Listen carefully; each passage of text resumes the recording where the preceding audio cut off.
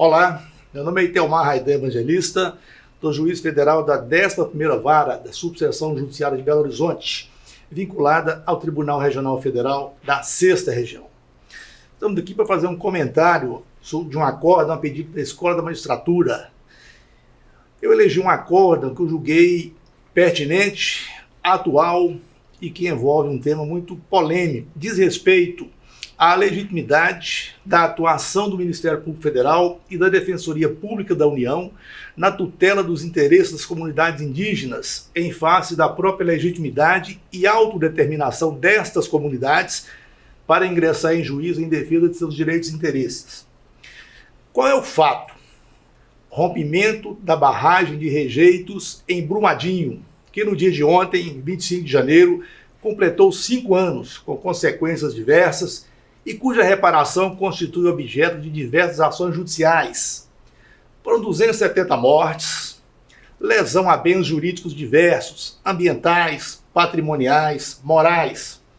Por isso, um caso atual e de relevância singular para a sociedade prejudicada, assim como também singular para o Poder Judiciário, no pertinente à solução adequada para as reparações indenizatórias que são cabíveis. Qual é o caso? Um acordo para fins de reparação de danos socioambientais decorrentes do rompimento da barragem de Brumadinho, que foi homologado em uma ação de procedimento de jurisdição voluntária, tendo como partes a Vale S.A. e uma comunidade indígena cujos interesses foram lesados. Qual é a controvérsia?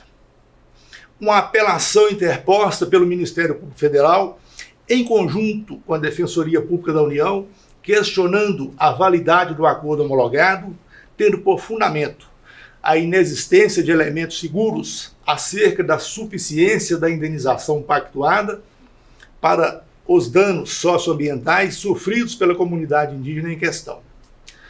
Os danos não teriam sido quantificados por uma entidade capacitada para avaliar os impactos socioambientais reais para a comunidade indígena envolvida. Qual foi a decisão? Qual foi o acórdão? Um acórdão proferido na apelação cível 1.003.860, dígito 63 de 2022, de relatoria do desembargador federal Álvaro Ricardo de Souza Cruz e que foi julgada pela 3ª turma da 2ª Seção do Tribunal Regional Federal da 6ª Região, em data de 29 de novembro de 2023, negando o provimento à apelação do Ministério Público e da Defensoria Pública da União. Manteve-se, portanto, a sentença homologatória à unanimidade. Extraí deste acórdão alguns aspectos que eu considerei relevantes a serem aqui objeto deste comentário. Aspectos processuais e materiais. O primeiro deles, a legitimidade do Ministério Público e da Defensoria Pública da União na tutela dos interesses das comunidades indígenas e sua extensão em face da própria legitimidade e autodeterminação destas comunidades indígenas para ingressar em juízo em defesa de seus direitos e interesses próprios. A Constituição Federal, no artigo 232, estabelece que os índios, suas comunidades e organizações são partes legítimas para ingressar em juízo em defesa de seus direitos e interesses, intervindo o Ministério Público em todos os atos do processo. Em coerência com essa norma constitucional, a Lei Orgânica do Ministério Público, Lei Complementar 75 de 93, estabelece que ao Ministério Público compete defender judicialmente direitos e interesses das populações indígenas, incluídos os relativos a terras por eles tradicionalmente habitadas, propondo as ações cabíveis. Essa mesma Constituição Federal, também ao criar a Defensoria Pública da União, a criou como uma instituição essencial à função jurisdicional e incumbindo-lhe como expressão e instrumento do regime democrático, fundamentalmente a orientação jurídica, a promoção dos direitos humanos e a defesa em todos os graus, judicial e extrajudicial, dos direitos humanos e a defesa em todos os graus e judicial e extrajudicial dos direitos individuais e coletivos, de forma integral e gratuita aos necessitados, na forma do artigo 5º inciso 74 da mesma Constituição. E a Lei Orgânica da Defensoria Pública, Lei Complementar 80 de 94, estabelece que são funções institucionais da Defensoria Pública exercer a defesa dos interesses individuais e coletivos da criança, do adolescente, do idoso e da pessoa portadora de necessidades especiais, da mulher vítima de violência doméstica e familiar e de outros grupos sociais vulneráveis que mereçam proteção especial do Estado. Os indígenas e suas comunidades se enquadrariam nesses grupos vulneráveis. A Lei 6.001 de 73, que estabelece sobre o Estatuto do Índio, também elege a FUNAI como entidade protetora para os grupos tribais ou comunidades indígenas e que, mesmo estabelecendo a FUNAI como entidade protetora, estabelece que as comunidades indígenas são partes legítimas para a defesa de seus direitos em juízo, cabendo-lhes, no caso, a assistência também do Ministério Público ou do órgão de proteção ao índio.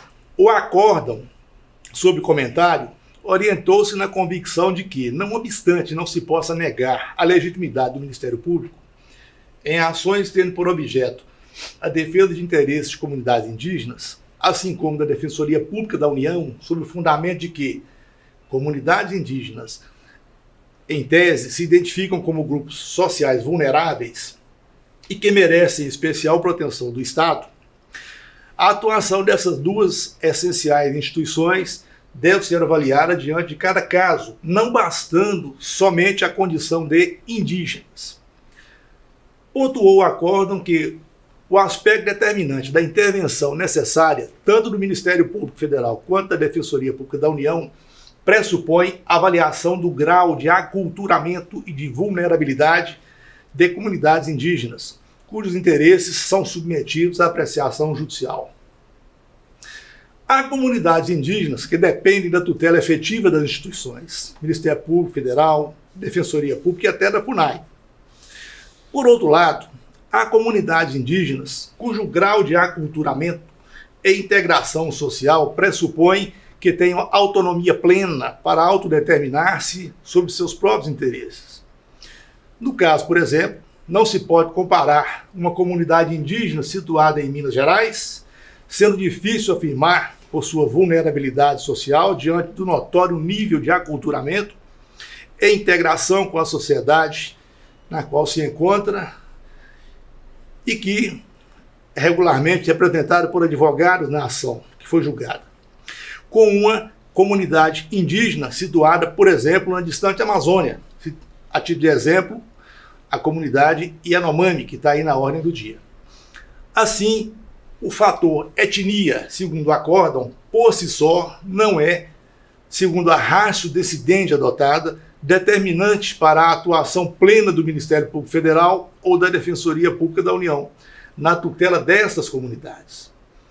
E em se tratando de um tribunal próximo à realidade dos fatos, como é o caso do Tribunal Regional Federal da 6ª Região, com jurisdição exclusiva no Estado de Minas Gerais, tem condições de avaliar a realidade dos fatos e suas implicações, com sólida convicção sobre a solução mais adequada para a controvérsia que foi judicializada e julgada. Um outro aspecto que julguei relevante extrair do acórdão diz respeito à valoração da solução conciliatória como forma eficiente e eficaz para a estabilização de relações jurídicas controvertidas.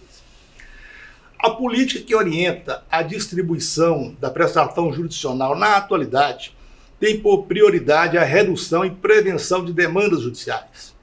Por isso, o Conselho Nacional de Justiça dispôs, por meio da Resolução número 125 de 2010, sobre a Política Nacional de Tratamento Adequado dos Conflitos de Interesse no âmbito do Poder Judiciário, tendo como um dos fundamentos a necessidade de consolidar uma política pública permanente de incentivo e aperfeiçoamento dos mecanismos consensuais de solução de litígios.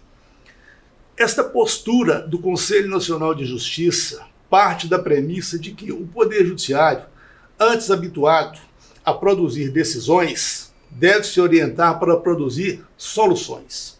Assim, atuar para que a pacificação social seja efetiva e definitiva, com um custo menor de tempo e de recursos para todos. Parte da premissa de que a sociedade também tem responsabilidade para participar da solução dos seus próprios conflitos.